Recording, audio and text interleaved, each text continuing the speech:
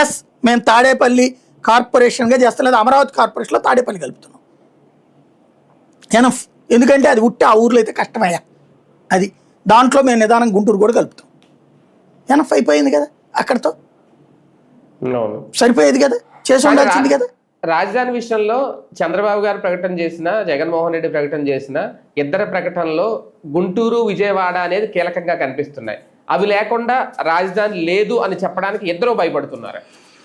నోటితో చెప్తున్నారు, చేతల్లో ఇద్దరు మోసం చేస్తున్నారు గుంటూరు విజయవాడ. ఇప్పుడు జగన్ అధికారంలోకి వచ్చినప్పుడు ఈ కలిపేసి ఉంటే జగన్ వీరుడు అయ్యేవాడు, ఇవాటి ఈ ప్రాంతంలో ఓడిపోయేవాడు కాదు కదా కలిపి ఉంటే. ఎందుకు కలపలేదు జగను?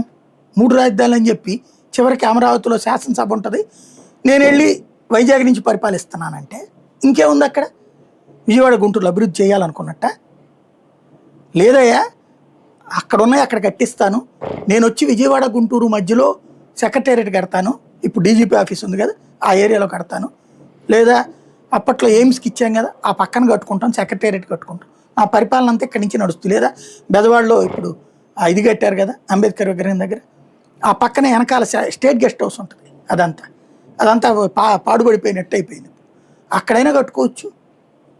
నువ్వు విజయవాడలోనో గుంటూరులోనో కట్టి సెక్రటేరియట్ అక్కడ కూర్చొని పరిపాలన చేసి ఆ మొక్క చెబితే బాగుండేది. తన అధికారంలో ఉన్న